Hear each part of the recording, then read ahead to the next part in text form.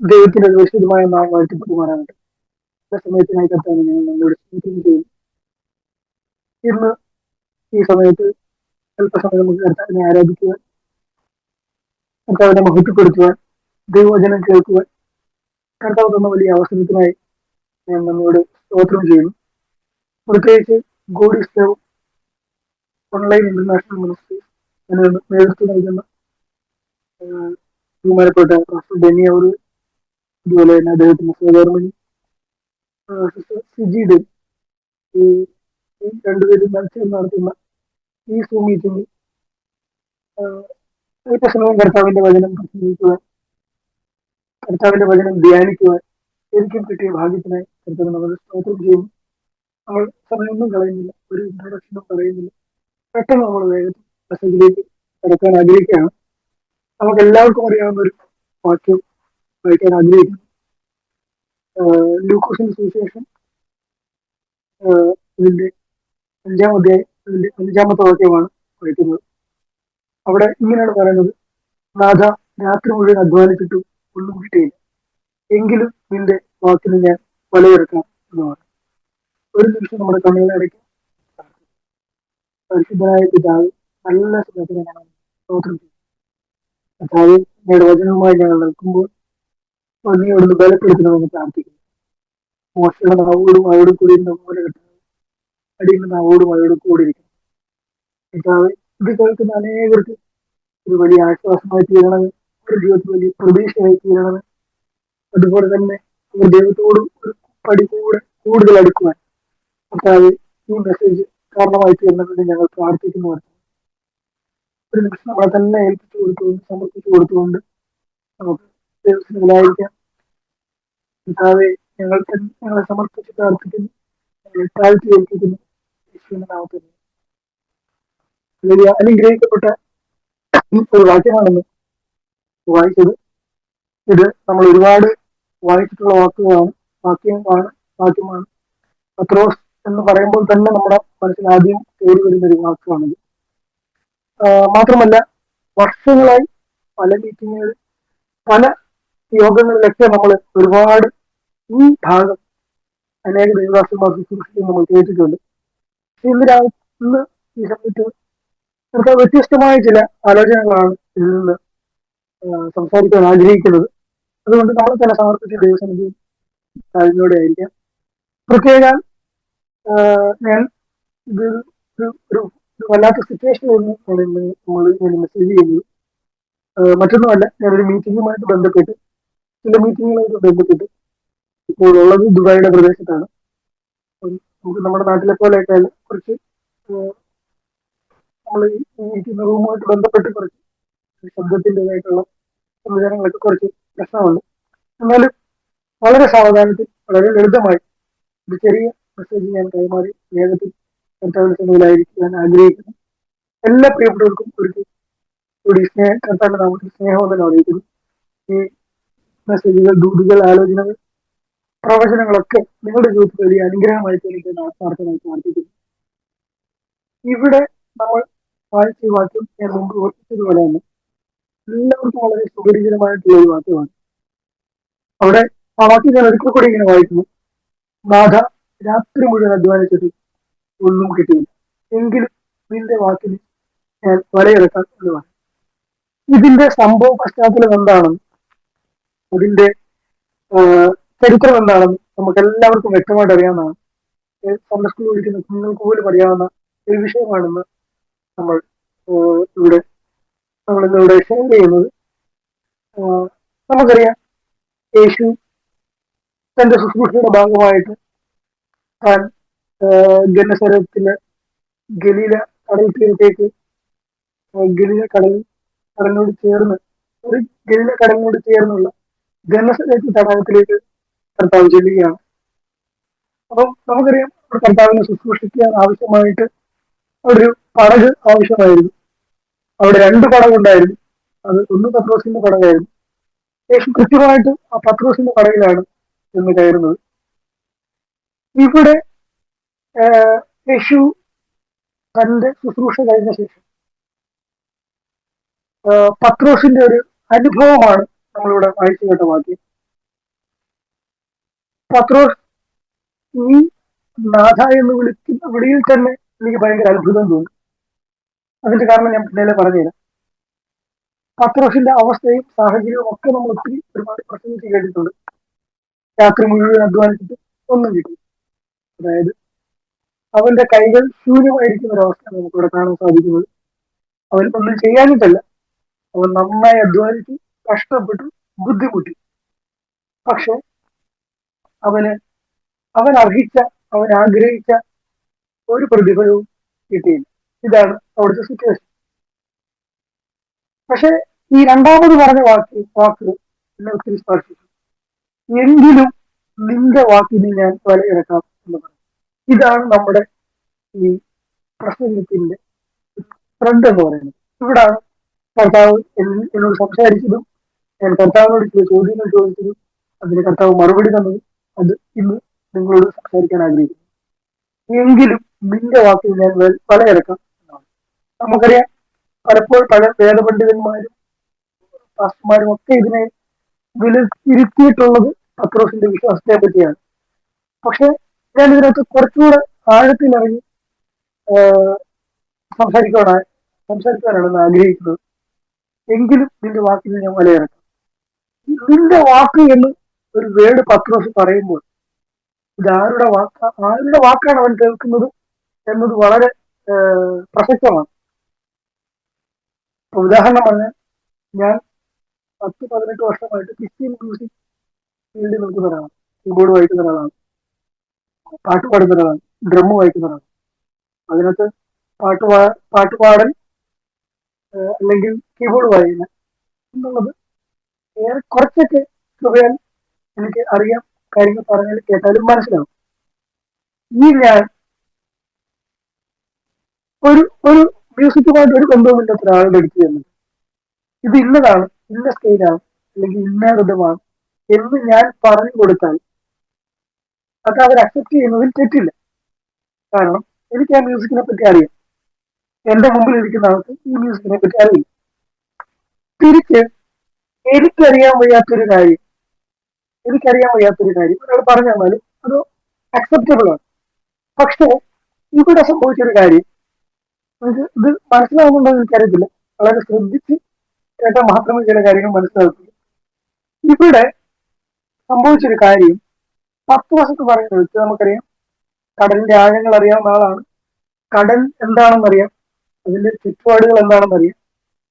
പക്ഷെ യേശുവിനെ സംബന്ധിച്ച് യേശു ഒരു അച്ഛന്റെ മകനാണ്, അവന്റെ മനുഷ്യത്വത്തിൽ.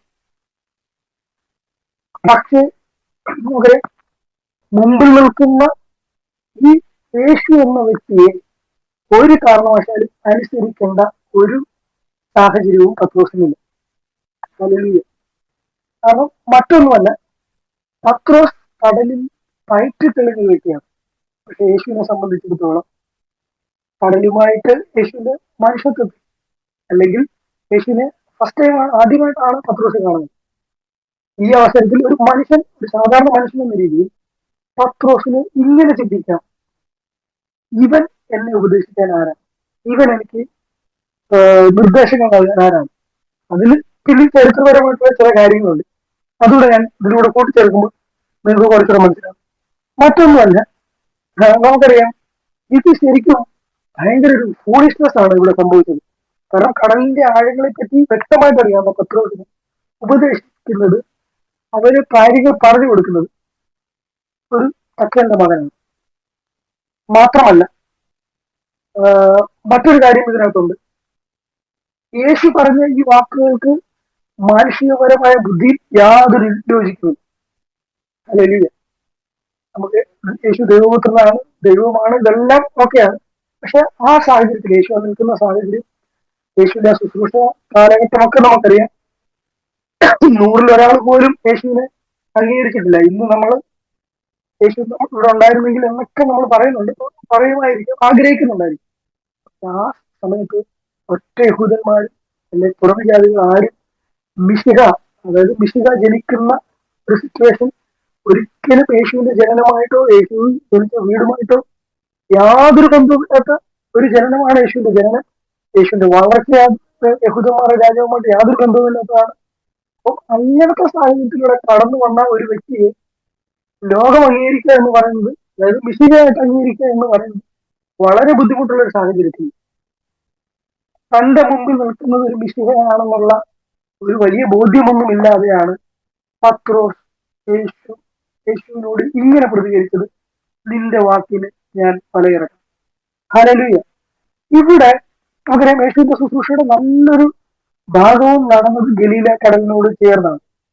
അത് ഗന്നസരത്ത് തടാകം എന്ന് പറയുന്നത് ഗലീല കടലിന്റെ പടിഞ്ഞാറ് തീരത്തുള്ള സമൃദ്ധമായ ഒരു പ്രദേശമാണ്.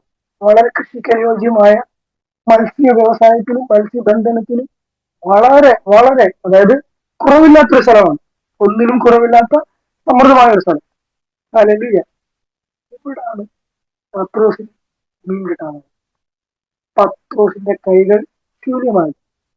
അതായത് പത്രോസ് നിൽക്കുന്ന സാഹചര്യത്തിൽ എല്ലാം കിട്ടാനുള്ള സാധ്യതയുണ്ട്. ഇത് എനിക്ക് ആരോടൊക്കെയോ പരിശുദ്ധാത്മാവ് ഇങ്ങനെ തന്നെ ഇടപെടുകയാണ്. നമ്മൾ നിൽക്കുന്ന മേഖലകളിൽ, നമ്മൾ സഞ്ചരിക്കുന്ന പാത എല്ലാം കൃത്യമായിരിക്കാം, വ്യക്തമായിരിക്കാം. ശാഖാര, നാഖമ, ശേഖാത, ഭൂഖാപാര, ധുരബലം, ഹല്ലേലൂയ. നമ്മൾ സഞ്ചരിക്കുന്ന പാതയിലെല്ലാം ക്ലിയർ ആയിരിക്കും. നമ്മുടെ ജോലി മേഖലകളിൽ, നമ്മുടെ കുടുംബത്തിന്റെ അവസ്ഥകളിൽ, മക്കളുടെ വിദ്യാഭ്യാസ മേഖലകളിൽ, നമ്മൾ ചെയ്യുന്ന പല പ്രവൃത്തിയുടെ മേൽ എല്ലാ സാഹചര്യങ്ങളും ശരിയായിരിക്കും. പക്ഷെ എന്നിട്ടും ഒരു പ്രയോജനവുമില്ലാതെ ഒഴിഞ്ഞ കൈകളോടെ നിരാശപ്പെട്ടു നിൽക്കുന്ന സാഹചര്യമാണ് നിങ്ങൾക്ക്. ഇന്ന് കർത്താവ് ഇങ്ങനെ പറയുന്നു: എന്റെ വാക്കിന് നീ പറയാം. പത്രോസിന്റെ വിശ്വാസം അവിടെ നമുക്ക് വ്യക്തമായിട്ട് അറിയാവുന്നതാണ്. പക്ഷെ ഇവിടെ ഞാൻ പറഞ്ഞല്ലോ, ഈ ജന്മസ്ഥലത്ത് തടാകം എന്ന് പറയുന്നത് സമ്പൽ സമൃദ്ധമായ ഒരു നാടാണ്. എന്റെ ചരിത്രം അങ്ങനെ പറയുന്നു. നല്ല പച്ചപ്പുകളും നല്ല ഭൂപ്രദേശങ്ങളും അങ്ങനെയുള്ളൊരു നാടാണ്. അവിടെ മത്സ്യബന്ധനത്തിനായിട്ട് ആയിരക്കണക്കിന് ആളുകളുണ്ട്. മറ്റ് കൃഷി സ്ഥലങ്ങളിൽ ജോലി ചെയ്ത് ആയിരക്കണക്കിന് ആളുകൾ സമൃദ്ധമായി ജീവിക്കുന്ന ഒരു സ്ഥലമാണ്. അവിടെയാണ് കടലിന്റെ ആഴങ്ങളും അതിന്റെ പശ്ചാത്തലങ്ങളും എല്ലാം അറിയാവുന്ന പത്രോസ് പരാജയപ്പെട്ടു നിൽക്കുന്നത്. ഇത് ഒരു പ്രധാനപ്പെട്ട കാര്യമാണ്. അതുപോലെ അതുപോലെ ആ കാലഘട്ടങ്ങളിൽ, അതായത് അന്നത്തെ കാലഘട്ടങ്ങളിൽ ഈ മത്സ്യത്തെ പിടിക്കുന്നത് രാത്രി കാലങ്ങളാണ്. അതിനൊരു പ്രത്യേക കാരണമുണ്ട്. ഈ രാത്രി കാലങ്ങളിൽ വെള്ളം നന്നായി തണുക്കുകയും മീനുകൾ, നമുക്കറിയാം മീനുകൾ, നമുക്ക് ഞാൻ കുറച്ച് മീൻപിടുത്തമൊക്കെ ഇഷ്ടപ്പെടുന്ന ഒരാളാണ്. നല്ല കടലിലും ആറ്റിലും ഒക്കെ പോയി ചൂണ്ടയിട്ടൊക്കെ മീൻ പിടിക്കുന്ന ഒരാളാണ്. അതുകൊണ്ട് എനിക്കത് കൃത്യമായിട്ട് കണക്ട് ചെയ്യാൻ പറ്റും. മീനുകളുടെ ചില സ്വഭാവങ്ങളുണ്ട്. എല്ലാ മീനുകൾക്കും ഒരേ സ്വഭാവമല്ല. രാത്രിയിൽ ഇര പിടിക്കുന്ന മീനുണ്ട്, പകൽ ഇര പിടിക്കുന്ന മീനുണ്ട്, അങ്ങനെ പല രീതിയിലുള്ള മീനുകളുണ്ട്. ചില പ്രത്യേക ഫുഡ് മാത്രം എടുക്കുന്ന മീനുകളുണ്ട്. അപ്പോൾ ഇതിൽ അന്നത്തെ സാഹചര്യത്തിൽ രാത്രിയിൽ വെള്ളം തണുക്കുമ്പോൾ മീനുകൾ ഉപരിതലത്തിൽ പൊങ്ങി വരും. നമുക്കറിയാം ഇന്നത്തെ പോലത്തെ വലിയ ടെക്നോളജി ഒന്നും ഇല്ല മീൻ പിടിക്കാൻ. ഈ ഉപരിതലത്തിൽ പൊങ്ങി വരുന്ന മീനുകൾക്ക് ഒരിക്കലും ഇരുട്ടിന്റെ ഇതിൽ വല കാണാൻ സാധിക്കും. അപ്പം ഇതെന്താ ചെയ്യുന്നത്? ആ സമയത്താണ് ഇവരുടെ മീൻപിടുത്തം എന്ന് പറയുന്നത്. അതായത് ഉപരിതലത്തിൽ പൊങ്ങി നിൽക്കുന്ന മീനെ അതില് വല കാണാൻ കഴിയാതെ നിൽക്കുമ്പോൾ ഉപരിതലത്തിൽ മീനുകളെ പിടിക്കാൻ എളുപ്പമാണ്. പക്ഷേ പകൽ എന്ന് പറയുന്ന സമയത്ത് ഈ കാര്യം ഒരിക്കലും നടക്കും. അതായത് പകൽ മീനുകൾ ആഴത്തിലേക്ക് ഇറങ്ങിപ്പോകും. അതായത് ഞാൻ പറഞ്ഞു വരുന്നത്, രാത്രിയിൽ മീനെ പിടിക്കാൻ എല്ലാം കൊണ്ട് സൗകര്യമാണ്. രാത്രിയിൽ മീൻ കിട്ടത്തുള്ളൂ. പക്ഷെ രാത്രിയിൽ പകൽ ഒരു മീനും അതിന്റെ മുകളിൽ നിൽക്കത്തില്ല. മീനുകളെല്ലാം കടലിന്റെ ആഴങ്ങളിലേക്ക്. ഇതാണ് ഇവിടെ സിറ്റുവേഷൻ. 2-3 സിറ്റുവേഷൻ ഞാൻ പറഞ്ഞു. ഒന്ന്, പത്രോസിന് കടലിനെ അറിയാവുന്ന പോലെ യേശുവിന്റെ കടലിനെ പറ്റി അറിയത്തില്ല. മനുഷ്യത്വം, ഒരു മനുഷ്യന്റെ രീതിയിൽ ചിന്തിക്കുമ്പോൾ, പത്രോസിന്റെ ഭാഗത്തുനിന്ന് ചിന്തിക്കുമ്പോൾ. 2, പത്രോസ് ശൂന്യനായി തളർന്ന് അവശനായിരിക്കുകയാണ്. അടുത്തൊരു വിഷയമാണ്, ആ പകൽ സമയത്ത് ഒരിക്കലും മീനിനെ പിടിക്കാൻ പറ്റുന്ന ഒരു സാഹചര്യമല്ല. പക്ഷേ ഇവിടെ യേശുവിന്റെ യേശുവിന്റെ വാക്ക് കേൾക്കേണ്ട ഒരു കാര്യമില്ലായിരുന്നു. പത്രോസ് എന്തുകൊണ്ടായിരിക്കാം യേശുവിന്റെ വാക്ക് കേൾക്കേണ്ടത്? അതെന്നെ ഭയങ്കരമായിട്ട് ചിന്തിക്കും. നമുക്കറിയാം, നമ്മൾ ബൈബിൾ വായിക്കുമ്പോൾ ഇങ്ങനെ പറയുന്നത് അവന്റെ ലാവണ്യമുള്ള അതിരങ്ങളിൽ നിന്ന് പുറപ്പെട്ടത് എന്ന് പറയും. ലാവണ്യമുള്ള അതിരങ്ങളിൽ നിന്ന് പുറപ്പെട്ട അവന്റെ വചനങ്ങൾ എന്ന് കേൾക്കുന്നു. അതായത് യേശു ഒരിക്കൽ ചർച്ചയിൽ പ്രസംഗിക്കുമ്പോൾ, യേശുവിന്റെ ദേവാലയത്തിൽ പ്രസംഗിക്കുമ്പോൾ ആളുകൾ വളരെ അത്ഭുതത്തോടെ കേട്ടുകൊണ്ടിരുന്നതായിട്ട് നമുക്ക് ചരിത്രം നമുക്കറിയാവുന്നതാണ്. അത് മറ്റൊന്നും കൊണ്ടല്ല, യേശു വലിയ വളരെ പണ്ഡിതനായതുകൊണ്ടോ അല്ലെങ്കിൽ അങ്ങനെ അങ്ങനെ വലിയ പോലീസിനെ പോലൊക്കെ വലിയ വിദ്യാഭ്യാസം നേടിയ ഒരാളായതുകൊണ്ടോ അല്ല. അവനിലുള്ള അഭിഷേകം, അവനിലുള്ള കൃപ, ഹല്ലേലൂയ.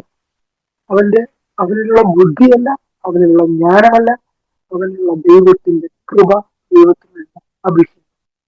ഇന്ന് പകൽ എനിക്ക് നിങ്ങളോട് കൈമാറാനുള്ളത്, ഹല്ലേലൂയ, എനിക്ക് കൈമാറാനുള്ളത് ഒന്ന് രണ്ട് പ്രധാനപ്പെട്ട വിഷയം. അതിലൊന്നാണ് ദൈവത്തിന്റെ അഭിഷേകം, ദൈവത്തിന്റെ കൃപ. ഹല്ലേലൂയ.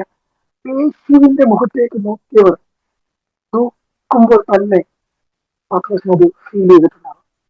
അല്ലെങ്കിൽ ഹല്ലേലൂയ അവന്റെ വാക്കുകളിൽ നിന്ന് പുറപ്പെടുന്ന ശക്തി തിരിച്ചറിഞ്ഞിട്ടായിരിക്കാം ഒരു മണ്ടത്തരമായിട്ടും പത്രോസ് യേശു പറഞ്ഞ വാക്കുകൾ അനുസരിച്ചു.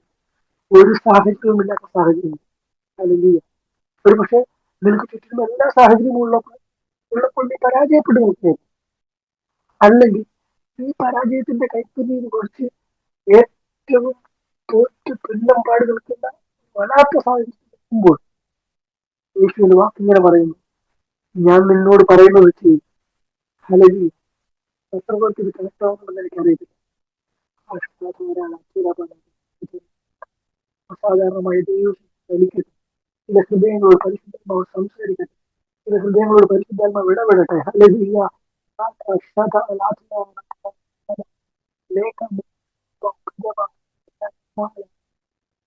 അന്ധകാരത്തിൽ കിടക്കുന്ന ചില വ്യക്തികളെ പരിശുദ്ധാത്മ പുറത്തു കൊണ്ടുവരാൻ ആഗ്രഹിക്കുന്നു.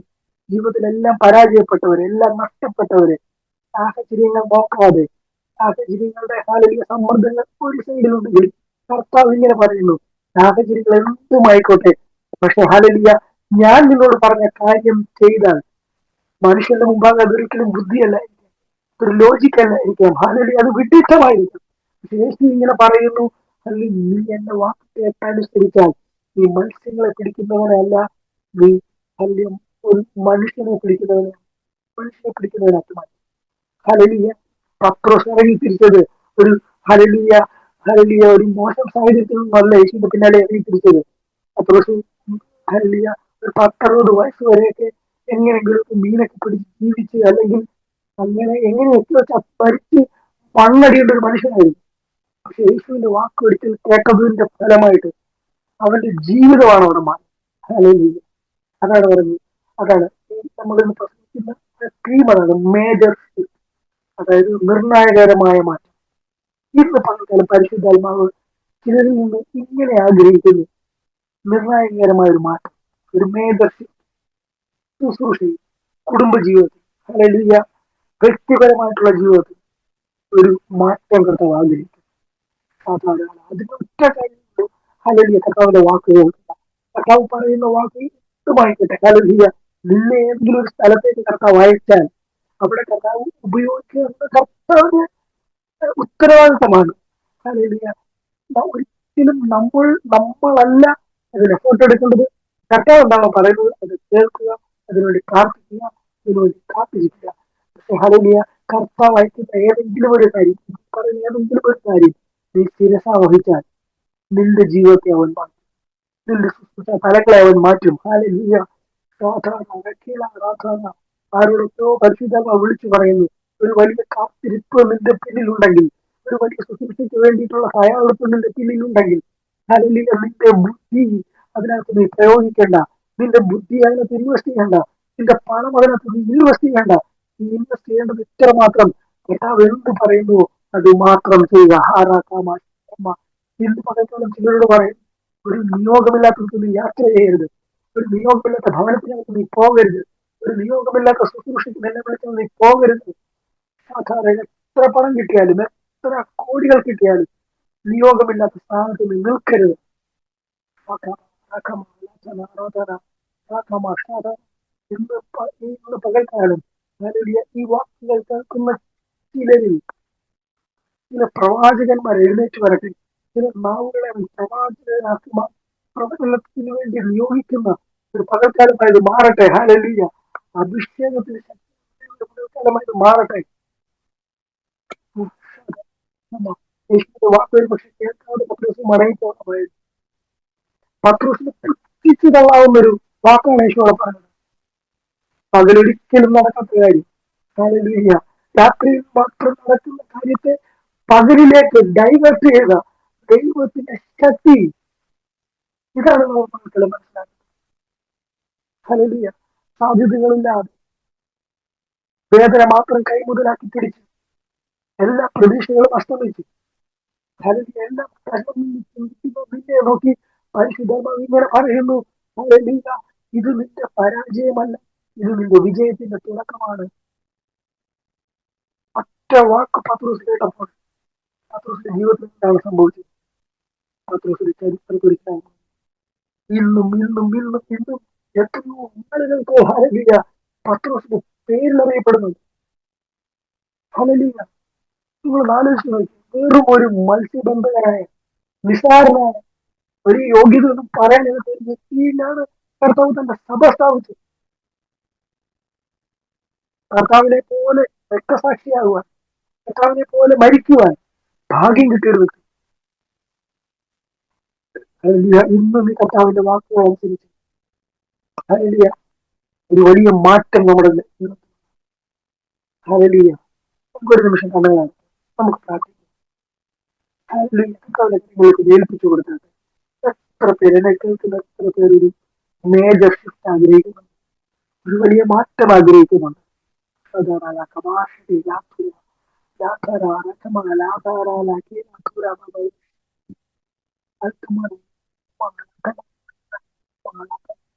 ഒരു വലിയ മാറ്റം ആഗ്രഹിക്കുന്ന എത്ര പേരിനകത്തുണ്ട്. ഞാൻ നിങ്ങൾ അനുഗ്രഹിച്ച് പ്രാർത്ഥിക്കാൻ പോകുന്നു. Hallelujah, hallelujah, hallelujah. ഫലങ്ങൾ മാറട്ടെ യേശുവിന്റെ നാമത്തിൽ. ഹല്ലേലൂയ, വ്യക്തി ജീവിതങ്ങൾ മാറട്ടെ. ഹല്ലേലൂയ, പരിശുദ്ധമായി ഇങ്ങനെ പറയുന്നു, ചില ഫാമിലി ലൈഫിനകത്തുള്ള പ്രശ്നങ്ങളെ പരിശുദ്ധമായി എടുത്തു കളയാൻ പോവുക. ആളുകളായി ചേർന്ന് പോകാൻ കഴിയാതെ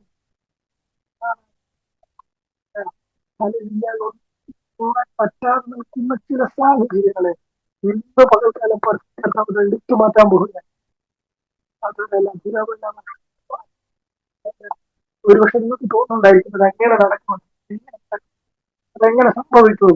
പക്ഷെ പരിശുദ്ധാത്മാവ് ഇങ്ങനെ പറയുന്നു, ഹല്ലേലൂയ, ഒരിക്കലും നടക്കാൻ സാധ്യതയില്ലാത്ത, അതിലൊരിക്കലും മീൻ കിട്ടത്തില്ല എന്നതാണ് ആ തടാകത്തിന്റെ സിറ്റുവേഷൻ എങ്കിലും ഹല്ലേലൂയ കർത്താവോട് ഇറങ്ങി വന്നപ്പോൾ ഹല്ലേലൂയ സാധാരണ കിട്ടുന്നതിനേക്കാൾ അപ്പുറത്തു 10 മടങ്ങ് ഹല്ലേലൂയ കിട്ടിയതുപോലെ ഇന്ന് പകൽക്കാലം ചില കുടുംബത്തിന്റെ മേലുണ്ടാകുന്ന പ്രശ്നങ്ങളെ പരിശുദ്ധാത്മാവ് പരിഹരിക്കുന്ന ഒരു പകൽക്കാലമായത് മാറട്ടെ. ചില വ്യക്തികളുടെ ഉത്തരവാദിത്തങ്ങൾ പരിശുദ്ധാത്മാവ് എടുക്കുന്ന ചില ജോലി സ്ഥലങ്ങളിൽ അനുഭവിക്കുന്ന ചില മാനസിക വേദനകളെ കർത്താവ് എടുത്തു മാറ്റാൻ പോവുക.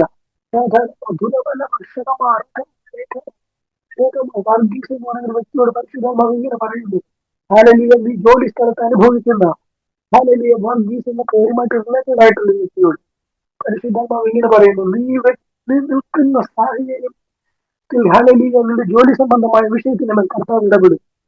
ഹല്ലേലൂയ, ഇന്ന് നീ അപമാനിക്കപ്പെട്ട് വേദനിച്ച് വിഷമത്തോടെ സങ്കടത്തോടെയാണ് അവിടെ ആയിരിക്കുന്നതെങ്കിൽ ഹല്ലേലൂയ കർത്താവ് നിന്നെ പണിയും. ഹല്ലേലൂയ, കർത്താവ് നിനക്ക് വേണ്ടി ചിലത് ഒരുക്കും. ഹല്ലേലൂയ, ഏറ്റവും ഹല്ലേലൂയ നിന്ദിക്കപ്പെട്ട പത്രോസിന്റെ മുമ്പാകെ കർത്താവിന്റെ ഒരു വാക്കിന്റെ മുമ്പിൽ വഴി തുറന്നതുപോലെ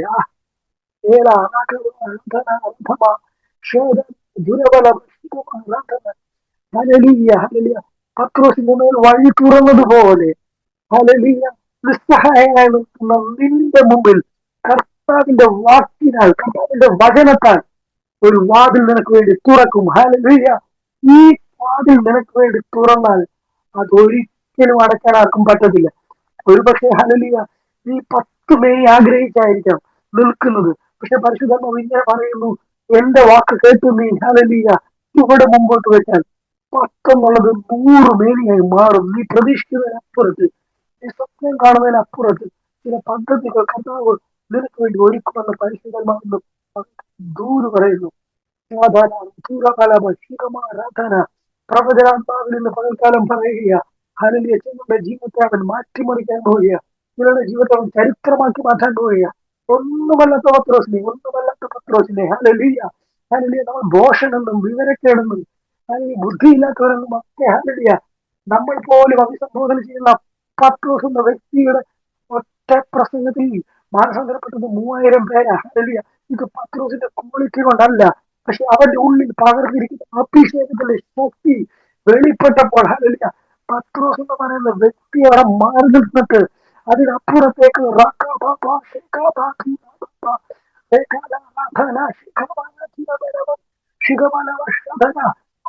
ദൈവത്തിന്റെ കയ്യൊപ്പ് പതിയുന്ന ഒരു പകൽക്കാലം, ഒരു ശുശ്രൂഷ ഫലം നിങ്ങൾക്ക് ഉണ്ടാകട്ടെ.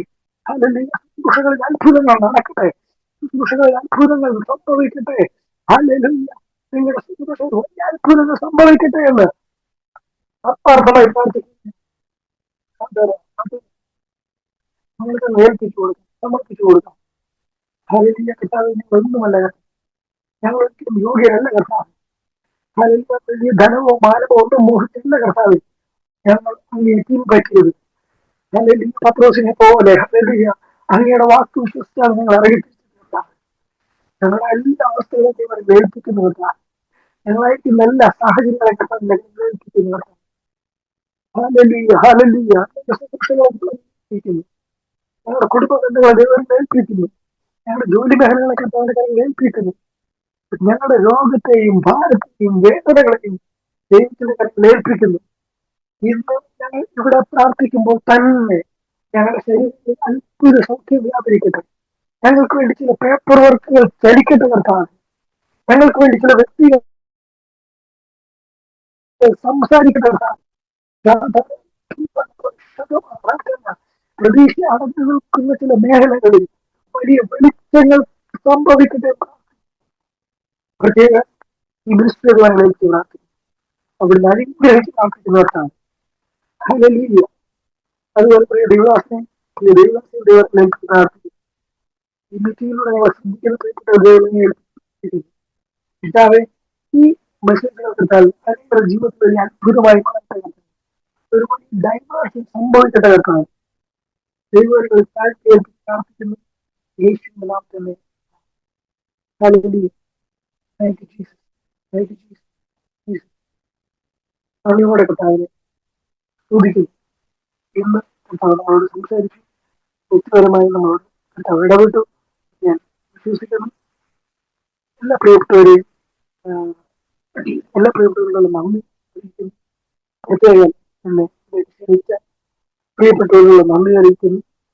ഈ ദിവസങ്ങളിൽ വലിയ മേജർ നിർണായകരമായ മാറ്റം, ഒരിക്കലും സംഭവിക്കാൻ സാധ്യതയില്ലാത്ത പല മാറ്റങ്ങളും നമുക്കിടയിൽ, നിങ്ങൾക്കിടയിൽ, എനിക്കിടയിൽ സംഭവിക്കട്ടെ എന്ന് ആത്മാർത്ഥമായി പ്രാർത്ഥിക്കുന്നു. പ്രത്യേകം ദൈവമക്കളെല്ലാം പ്രാർത്ഥിക്കുക. ഞാൻ ശുശ്രൂഷയുമായിട്ടുള്ള ബന്ധത്തിലാണ് ഈ ദുബായിയുടെ പ്രദേശത്തായിരിക്കുന്നത്. അടുത്ത ദിവസങ്ങളൊക്കെ നടക്കുന്ന മീറ്റിങ്ങുകൾ ഓർത്ത് പ്രാർത്ഥിക്കുക. ഹല്ലേലൂയ. എന്റെ ശരി 2 മാസത്തോളം ഞാൻ ഇവിടെയുണ്ട്. പ്രാർത്ഥനകൾ, മീറ്റിങ്ങുകളൊക്കെ ആവശ്യമുള്ളവർ വിളിക്കുക. ഹല്ലേലൂയ. ഞങ്ങളെല്ലാം ദൈവം ധാരാളമായിട്ട് അനുഗ്രഹിക്കട്ടെ, എല്ലാവരെയും കുറിച്ച് ഉപയോഗിക്കട്ടെ. ഈ ദിവസങ്ങളിൽ എനിക്ക് വളരെ ഹൃദയത്തിനോട് പറയാനുള്ള കാര്യം, നമ്മുടെ നാട്ടിലായാലും വിദേശത്തായാലും സുവിശേഷത്തിന്റെ സാധ്യതകൾ വളരെ മാനുഷിക ബുദ്ധിയിൽ അമർച്ച ചെയ്യപ്പെടുമ്പോൾ അഭിഷേകമുള്ള ഒരു തലമുറ എഴുന്നേൽക്കും. അഭിഷേകത്തോടെ ഒരു ഹല്ലേലൂയ, ഒരു കൂട്ടം ആളുകൾ എല്ലാ രാജ്യങ്ങളിലും എഴുന്നേൽക്കട്ടെ എന്ന് നമുക്ക് പ്രാർത്ഥിക്കാം. ദൈവം എല്ലാ പ്രിയപ്പെട്ടവരും ധാരാളമായിട്ട് അനുഗ്രഹിക്കട്ടെ. ആമേൻ.